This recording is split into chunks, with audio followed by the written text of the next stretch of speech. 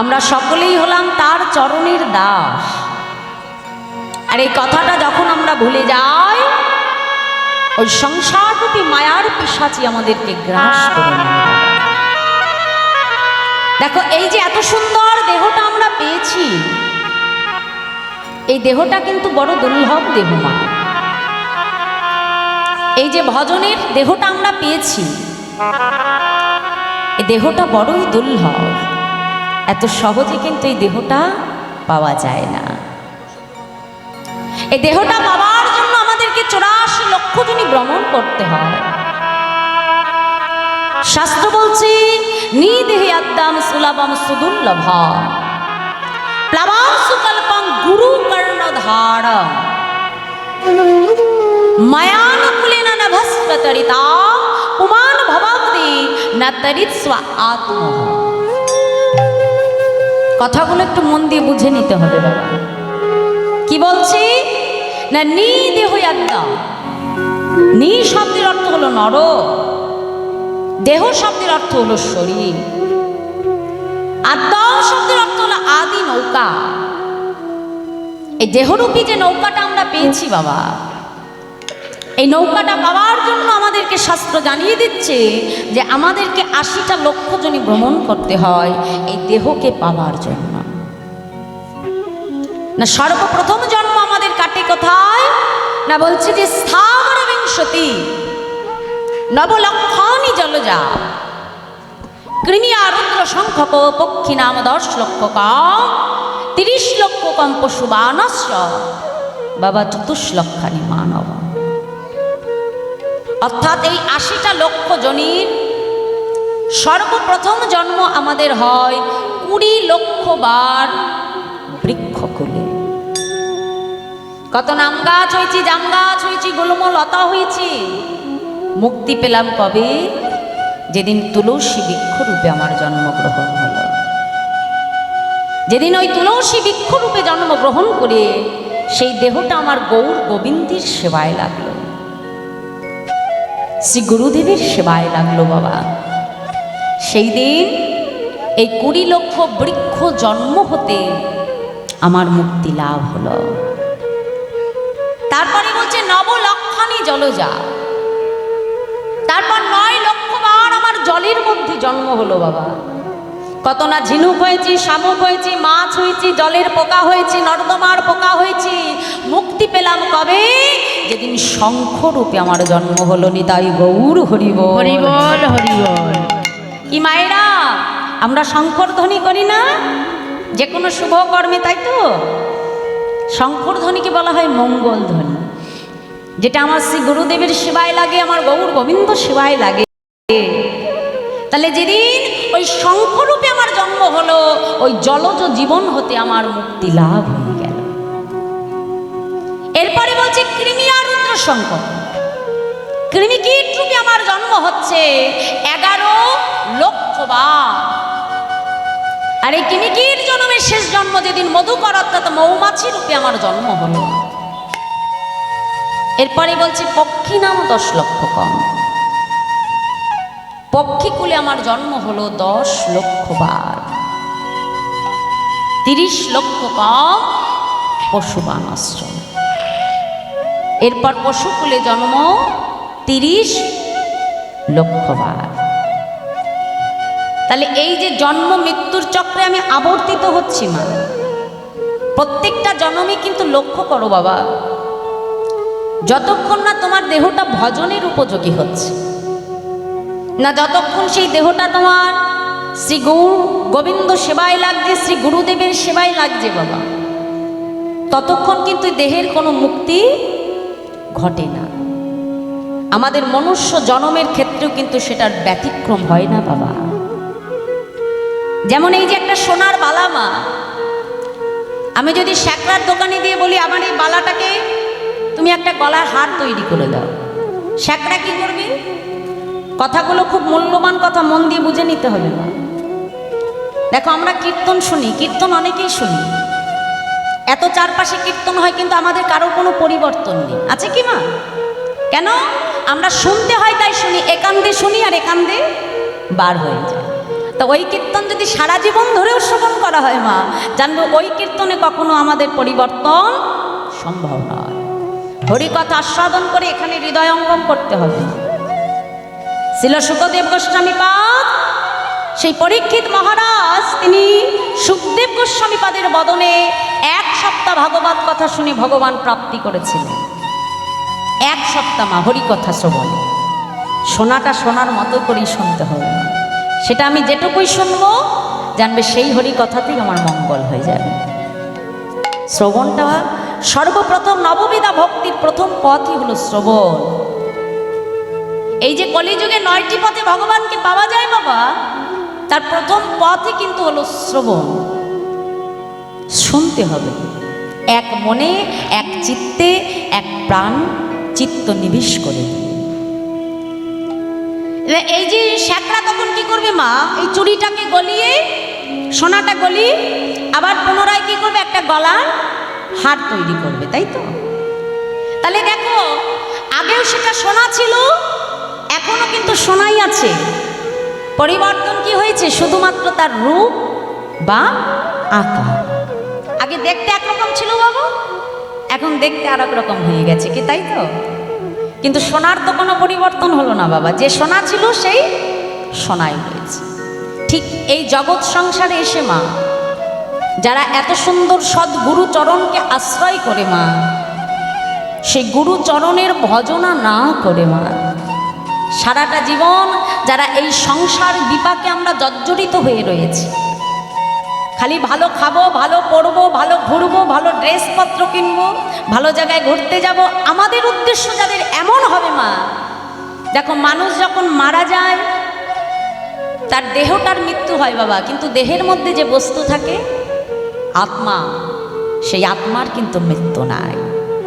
সেই আত্মা পুনরায় আবার এই জন্ম মৃত্যুর চক্রে আবার আবর্তিত হতে থাকে বাবা। আর এই আবর্তন আমাদের ততক্ষণই হতে থাকবে যতক্ষণ নাই দেহটা তুমি তার চরণে সমর্পণ করবে। নিতাই গৌর হরিবল, হরিবল, হরিবল। আর যেদিন এই দেহটা তুমি সেই শ্রী গুরুদেবের চরণে সমর্পণ করে দেবে, গৌর গোবিন্দ চরণে সমর্পণ হয়ে যাবে, সেই দিন এই আত্মা মুক্তি পেয়ে চলে যাবে কোথায়? গোলক বৈকুণ্ঠ ধাম।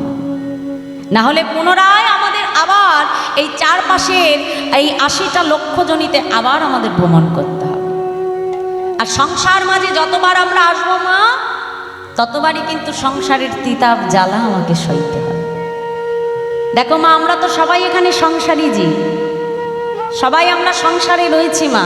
একজন এখানে বলতে পারবো যে মা আমি সংসারে এসে সুখী আছি? কি মা কেউ পারবো? পারবো বাবা? পারবো না। সংসার মানেই সেখানে তোমাকে 3 প্রকারের জ্বালা সহ্য করতে হবে, আধ্যাত্মিক, আদি ভৌতিক, আদি দৈবিক। তাই আর বৈষ্ণব মহাজন তিনি পদাবলিতে কলম দিয়ে বলছে, দেখো দেখো অসাধনে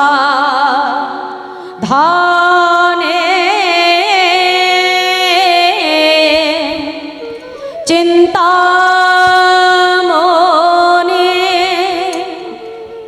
আমার বিধি মেলায়লো আনে আঠাদানে চিন্তামণি আমার বিধি মিলাগুলো আনি আমার গোরা বড় দয়ালো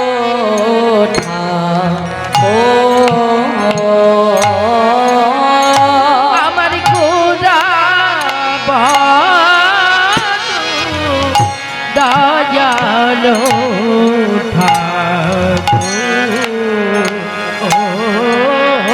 কোন সাধন ভজ লাগলো না রে, কোন সাধুর ভাদুন লাগিল না রে। বলি অসাধনে পাওয়া গেল সাধু ভজ লাগিল না রে। অসাধনি পাওয়া গেল অনুসাধন ভজন লাগিল না রে। বলি অসাধনে পাওয়া গেল সাধন ভজন লাগিল না রে। বলি অসাধনে পাওয়া গেল সাধন ভজনে লাগলো না রে। এমন দয়াল গৌরবতারে অসাধনি পাওয়া গেল কোন সাধন ভজন লাগল না রে। এমন দয়া হরি হরি আমার হরি বলা হলো না রে। দয়াল গৌরবতারি কোন সাধন ভজন লাগল না রে। এমন দয়াল গৌরবতারে কোন সাধন ভজন লাগল না রে। দয়াল গৌরবতারি আমার হরি বলা হলো না রে। এমন হরি বলা অবতারে আমার হরি বলা হলো না রে। কলি যুগ হয়ে গেল কোন সাধন ভজন লাগল না রে। আমার দয়াল গৌরবতারি কোন সাধন ভজন লাগল না রে। এমন দয়াল গৌরবতারে তারে অসাধনে পাওয়া গেল সাধন ভজনে লাগিল না রে। বলি অসাধনে পাওয়া গেল কোন সাধন ভজনে লাগলো না রে। এমন দয়াল গৌরবতারে অসাধনি পাওয়া গেল কোন সাধন ভজন লাগল না রে। এমন দয়াল গৌরবতারে কোন সাধন ভজন লাগল না রে। অসাধনি পাওয়া গেল কোন সাধন ভজনে লাগলো না রে। দয়াল গৌরবতারি কোন সাধন ভজনে লাগলো না রে। দয়াল গৌরবতারি কোন সাধন ভজনে লাগলো না রে। সাধন ভজন লাগিল না রে। অসাধনে পাওয়া গেল সাধন ভজন লাগলো না। এই কলিযুগে ভগবানকে পেতে গেলে কোনো কষ্ট করতে হয় না, হয় কি না? দেখো শ্রী গুরুদেব যেমন আমাদেরকে বলেছে যে সত্য সেবা নীতি ধর্ম, হ্যাঁ, জীবনের এই চারি কর্ম। অতি মূল্যবান কথা মা, সত্য। দেখো মা, তুমি যে পথেই যাও না কেন মা, ভগবানকে ভজনের পথে যদি তোমাকে এগোতে হয় তাহলে আগে তোমাকে সৎ থাকতে হবে, বাক্য ঠিক রাখতে হবে। আমি সারা জীবন ধরে ভালো কর্ম করে গেলাম মা, কিন্তু আমার কথার কোনো দাম নাই। আমি এর কাছে একরকম ওর কাছে একরকম যদি করে যাই, তাহলে জানবে তুমি যতই দান ধ্যান যা কিছু করো না কেন বাবা, তাহলে কিন্তু তোমার নীতি যদি ঠিক না থাকে বাবা, তাহলে হাজার ভালো কর্ম করলেও, সারা জীবন দান ধ্যান করলেও কিন্তু কোনো ফল হবে না। সেবা, স্বামী বিবেকানন্দ বলেছেন, জীবে প্রেম করি যেই জন সেই জন সেবিছে ঈশ্বর। ভালোবাসতে হবে, ভক্তকে সেবা দিতে হবে না। কথায় বলে যে অনেক ভাগ্যের ফলে বৈষ্ণব আসিয়া মেলে, তাহার সাক্ষী যুধিষ্ঠির রাজ। এই যে সেবার পথ না, ভক্ত সেবা একাধারে, যেমন এখানে আজ ভক্তের সেবা হচ্ছে, পরমাত্মার সেবা হচ্ছে একধারে, আর একধারে জীবের সেবা। যেটা আমরা সেবার বস্তুটা দিই, সেই সেবার বস্তু মানে খাওয়া, সেই খাওয়ার দ্বারা কার সেবা করা হয়? জীবাত্মার সেবা। কিন্তু এখানে এই যে আমরা হরিকথা আস্বাদন করছি, এটাও কিন্তু এক প্রকারের সেবা। আর এটা কার সেবা? এটা পরমাত্মার সেবা। কারণ ভগবানকে কখনো জাগতিক জগতের বস্তু দিয়ে সেবা করা যায় না।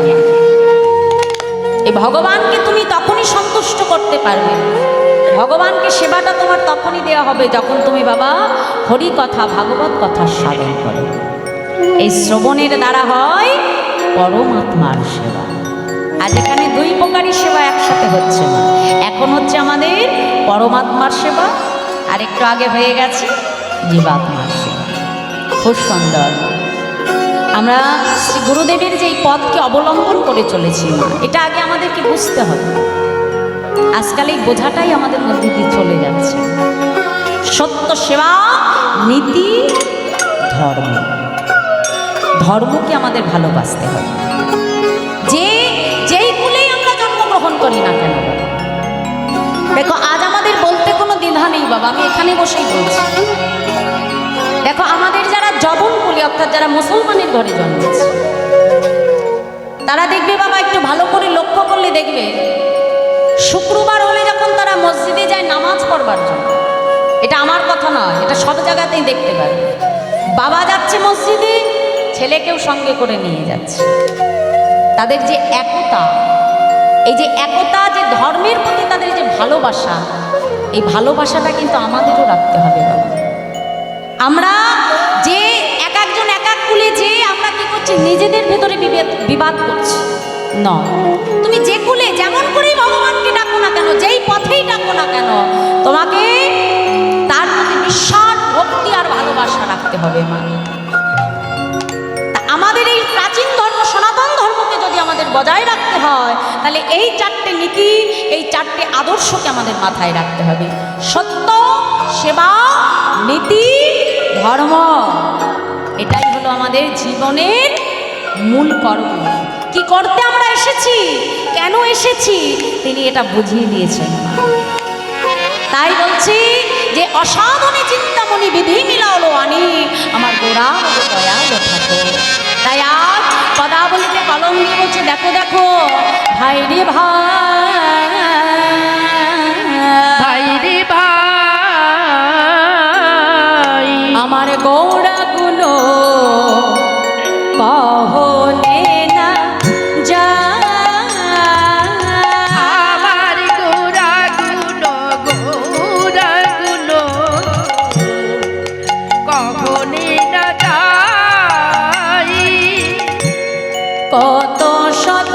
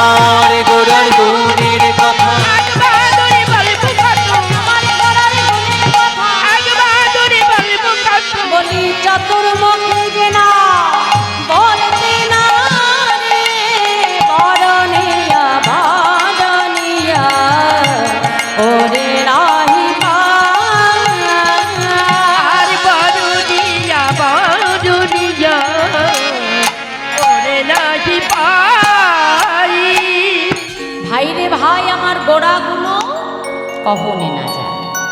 ভগবানের গুণের কথা, ভগবানের রূপের কথা এক বদন থেকে বলে শেষ করা যায়। তাদের কথা আমরা এক বদনে কতই বা বলতে পারি না। তিনি তো করুণাময়, কৃপাময়, হ্যাঁ, তার মতো দয়াল কোনো যুগে হয় নাই আর হবে। এই চৈতন্য মহাপ্রভু আমার দাদা নিতাই চাঁদকে সঙ্গে লয়ে নদিয়ার রাজপথে দাঁড়িয়ে নদেবাসীকে ডেকে ডেকে বলছে, নদেবাসী তোমরা সকলে আমার সঙ্গে বলো। কি বলবো প্রভু? বলছে প্রেমানন্দে মেতে হরি বলো, হরি নামের